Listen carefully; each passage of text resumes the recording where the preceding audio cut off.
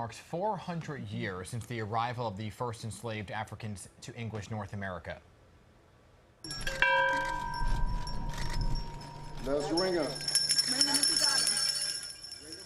We told you about this commemoration, which took place in Virginia over the weekend, where the first ships arrived back in 1619. A very important number there. Well, the folks at the New York Times Magazine have recognized that moment in history with the release of a special publication which chronicles the history and impact of slavery in the United States. So here to talk more about the 1619 Project is journalist and organizer Nicole Hannah-Jones. Good morning. Thanks for being with us. Good morning. Now, you have been studying this, living it personally with, your family's background, right, and looking into how this has affected so many people. How did you translate that into this project? Well, I knew that this was going to be the 400th anniversary this year in 2019, and that 1619 is a year that most Americans have no idea is something that we should even be thinking about or commemorating. They've never heard of the date.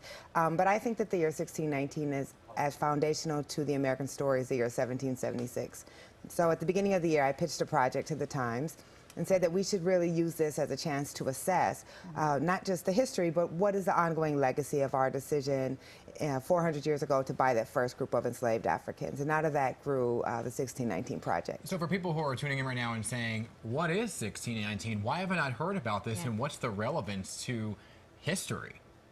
Right, so the English landed Jamestown in 1607, and it only takes 12 years before we begin to engage in the slave trade. They purchased this first group of 20 to 30 Africans, and that's the start of slavery and what will become America. And as we know, so much about our country would evolve around that decision to enslave this group of people and engage in a system of racialized slavery. Why don't you think that's in the history books? Why is it starting later? Why is the journey not beginning in 1619 right now in the books?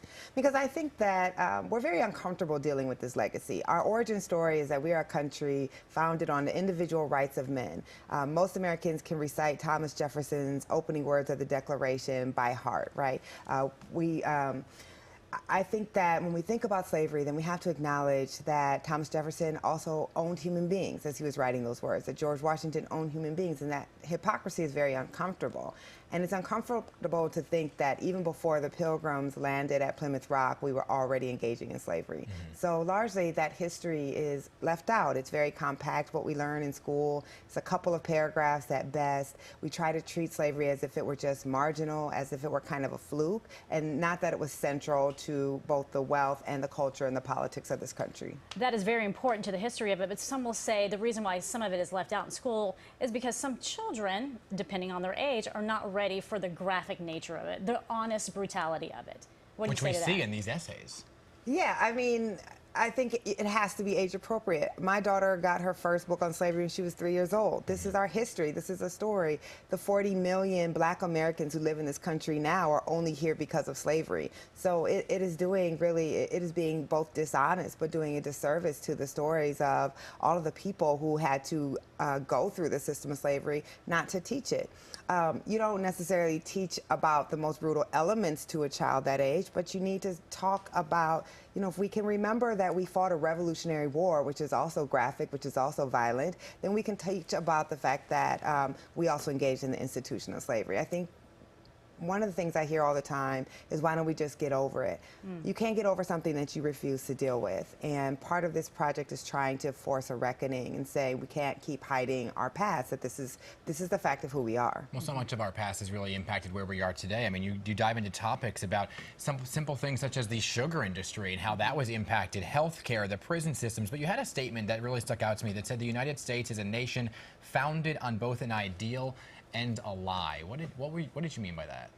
Well, because the United States was founded on this ideal that all men are created equal. But even as Thomas Jefferson was writing those words, 1/5 of the population of the colonies was enslaved in absolute bondage, would receive none of the rights in the Constitution and no equality. So we had this beautiful idea, but we also had the reality that even as the founders were drafting those words, they didn't intend them to be true for most Americans. In the original Constitution, women couldn't vote, Native Americans couldn't vote, and Black Americans couldn't vote, which was the majority of people in the new country. So it's not, this project is not attempting to make Americans feel bad about our history, but it is attempting to tell the truth about our history, which is that we had to have a very long journey, often led by black resistance, in order to make those ideals real. Yeah. Very quickly, there's a Newsweek article that says part of this project, some of the arguments in it, is intellectual dishonesty and that you're using slavery to advance left-wing propaganda. What do you say to that?